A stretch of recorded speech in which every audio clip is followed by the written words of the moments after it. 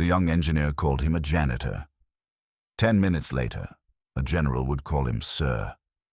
The desert sun hammered Fort Dawson, heat shimmering off the concrete motor pool like molten glass.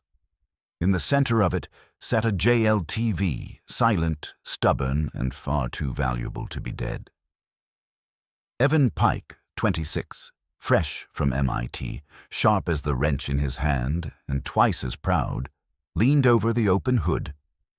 Evan was a civilian intern assigned to the Army's JLTV project, eager to prove that data could outthink experience. "Got any bright ideas, old man? Or just here to sweep up our failure?" he muttered, not bothering to hide his smirk. Harrison Cole, 76, paused mid-sweep. Officially, he was a maintenance contractor. Unofficially, he kept the base running. The broom bristles hovered above the floor while his pale blue eyes studied the armored truck. He'd been fixing engines since before Pike was born. "No fuel pressure to the injectors," Harrison said evenly. "Lift pump relays shot. Happens when it overheats." Evan barked a laugh, tossing his wrench onto the fender. "Sure, Grandpa. The diagnostics say ECM logic fault. I'll trust the data, not the janitor." Around them, 3 engineers hovered over laptops that flashed endless codes. The JLTV, scheduled for General Hale's inspection in less than 24 hours, remained dead. Each minute that passed felt like a fuse burning down. Harrison didn't argue.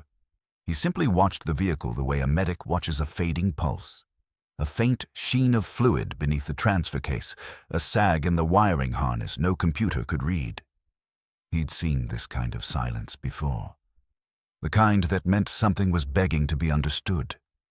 "You can swap the module," he murmured. "Spend $3,000 and 3 hours. She still won't start." Evan's grin faltered. There was a weight to the old man's voice, the kind that came from too many battles won with dirty hands. Harrison's fingers brushed the worn Leatherman wave on his belt. For a second, the motor pool dissolved. The heat and noise, all gone. In their place came the smell of diesel, the echo of gunfire, and the memory of a desert far from home. Where do you think Harrison's story will lead next? Drop your guess in the comments, and make sure you're subscribed. You won't want to miss what happens when the past comes calling. Now, decades later at Fort Dawson, the heat on Harrison's skin carried him back to Helmand, 2009. The world around him blurred and burned away. Fort Dawson's shimmering light dissolved into the choking dust of Afghanistan. Engines screamed, bullets sliced the air, an MRAP lay crippled in the road, its front axle torn apart by an IED. Smoke billowed from the hood, while trapped soldiers shouted for help inside. 25 years younger, sweat and grit streaked across his face, Warrant Officer Harrison Cole crawled beneath the burning hull with nothing but a Leatherman wave and a patch of faith. "Cole, we're out of time," someone shouted. "Then stop talking," he grunted, "and hand me that cable." He cut, spliced, and rerouted power from the fried circuits to the comms and winch system, enough to drag the wounded MRAP clear of the kill zone. Sparks rained down, diesel burned his forearms, but his hands never shook. A surge of power jolted through the rig. The winch screamed, the vehicle lurched forward, and men who'd thought they were dead came alive again. Cole didn't celebrate, only motioned forward. "Move, move." Tracer fire stitched the sand behind them, lighting his helmet in flashes of red and white. Then, the clang of a wrench snapped him back.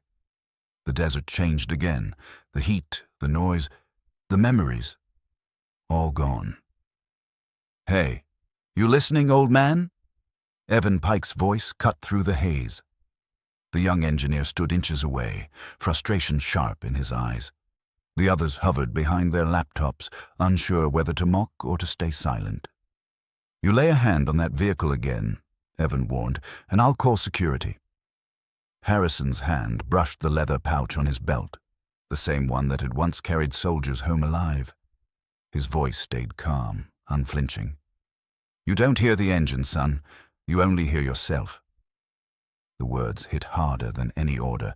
Even the ceiling fans seemed to stop. Then a shadow filled the doorway. Master Sergeant Riley Dean, arms crossed, eyes hard as steel.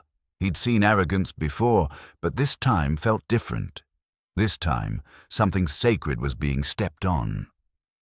"Security alert at the motor pool." The radio crackled somewhere behind them. A background murmur, not a command. But Master Sergeant Riley Dean didn't need the radio. He was standing right there, watching the tension boil. Evan Pike had just shoved Harrison Cole away from the JLTV, treating him like a trespasser in his own house. That was the moment Riley's patience snapped. "Take your hand off him, Pike," he said, voice low and heavy as distant thunder. Evan froze. That tone, the kind learned in real wars, made even the youngest soldiers remember their place. For a heartbeat, Riley just stared at the old man. There was something in those eyes. Discipline, grief, command. The kind you only see in those who've led men through fire. And suddenly, this wasn't just an argument in a garage. Something deeper was stirring. Something sacred. Riley pulled out his phone, thumb hovering over a single contact. Colonel Thomas Avery. When Avery answered, his tone was casual. It didn't stay that way for long. "Sir," Riley said quietly, "I've got a situation at Fort Dawson's motor pool. It's about a man named Harrison Cole." A pause, then Avery's voice sharpened. "Repeat that name." "Harrison Cole, sir. Civilian contractor. Works maintenance." Another silence, heavier this time. "Do not let anyone touch that man. I'm notifying General Hale." Riley frowned, unsure why the name carried such weight. But far above his pay grade, it triggered something old, something sacred. Cole's name was still on the Sentinel Registry, a classified list for veterans whose acts were written in silence, not medals. Across the base, alarms didn't scream, they announced. A low, solemn ceremonial alert, the kind reserved for honor movements. At headquarters, Brigadier General Marcus Hale looked up from his desk as Avery's call came through. "Cole's at Dawson," Avery said simply. For a moment, the general just stared. Then he stood, grabbed his cap, and barked to his aide. It wasn't protocol. It was respect, long overdue. "Code Sentinel, 2 Suburbans, 1 Command JLTV, full escort. Move." Back at the motor pool, every conversation died. Tools clattered to the floor as the rumble of approaching engines rolled through the dust. Through the desert haze, headlights emerged. 2 black Suburbans and a flag-bearing JLTV cutting through the sunset like a slow-motion memory. Evan whispered, "What the hell is this?" Riley's eyes stayed on Harrison. "Something you only see once," he said quietly.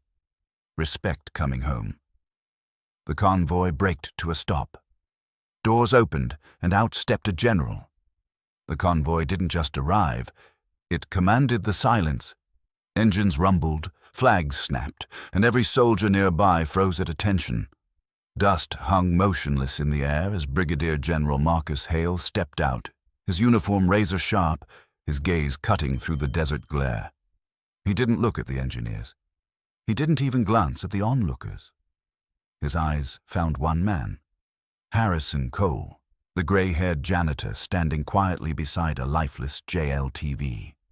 Then, without hesitation, the general raised his hand and saluted. The sound of shuffling boots stopped. You could have heard a wrench hit the far wall. "Mr. Cole," Hale said, voice low but carrying like distant thunder. "It's good to see you again, sir." Evan Pike blinked, unsure if he'd heard right. "Sir, Harrison gave a small nod. "Good to see you too, General. Been a long time since Helmand." A ripple of whispers spread through the crowd like static before a storm. Hale turned to the stunned engineers. "For the record," he said, tone calm but edged with steel, This man is Chief Warrant Officer 4 Harrison Cole, retired. The man who rewired our Bradley diagnostic cores, restored half the Gulf motor fleet, and saved 12 lives in Helmand under fire. Evan's face drained of color. His tablet suddenly felt like a toy. This man, Hale continued, eyes locking on him, taught generations of soldiers how to make the impossible run again. And you— He took a slow step forward. Thought he was here to sweep your mistakes. The words landed heavier than the desert heat. No one dared move. Then Hale's expression softened, respect overtaking reprimand. It wasn't protocol, he said quietly, more to himself than anyone else. It was respect long overdue. Harrison stepped forward, brushed dust from his sleeve, and opened the JLTV's relay box. He swapped a single relay, closed the hood, and tapped the fender twice. Try her now. The ignition clicked once. Then the JLTV roared to life, smooth and proud. For a heartbeat, everyone just stared. The sound filled the bay, steady and strong, a machine reborn. Hale turned to Evan and said softly, "Lesson 1, son. Humility fixes more than code ever will." The engine's hum lingered through the silence, steady, alive. And somewhere in that sound, everyone knew. The story wasn't finished yet. The motor pool slept beneath a desert sky, the kind of quiet that follows pride after it burns itself out. A single lamp buzzed overhead, throwing a weary yellow glow across rows of machines resting in silence. Evan Pike worked alone, sleeves rolled high, hands black with oil. Every turn of the wrench was slower now, more deliberate. The arrogance was gone, stripped away by memory, by the image of a general saluting the man he'd once mocked. From the far end came the soft squeak of a cleaning cart. Harrison Cole appeared, moving steady, broom in hand, same as always. But the air between them had changed. No tension, no doubt, just earned respect. Evan straightened. "Mr. Cole," he said quietly, "I owe you an apology. I was proud and blind." Harrison stopped beside him, leaning on the broom like a staff. His eyes carried that calm, unshakable weight of someone who'd already fought his biggest battles. "Apology accepted, son. What's she doing tonight?" Evan pointed under the hood. "EGR valve keeps throwing a coolant code. I've replaced it twice."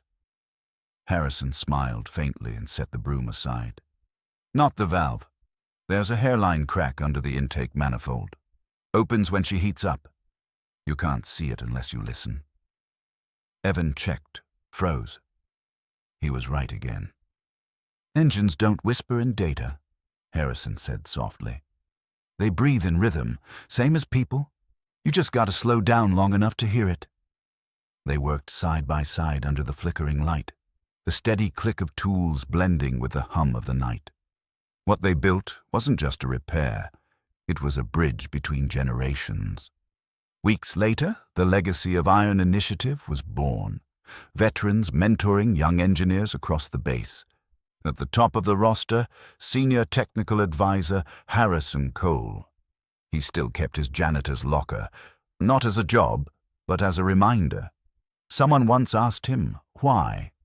He just smiled and said, "Every great engine starts with someone willing to get their hands dirty. And that's the truth of it, son. Pride makes noise. But wisdom, it hums, steady and quiet, beneath the hood."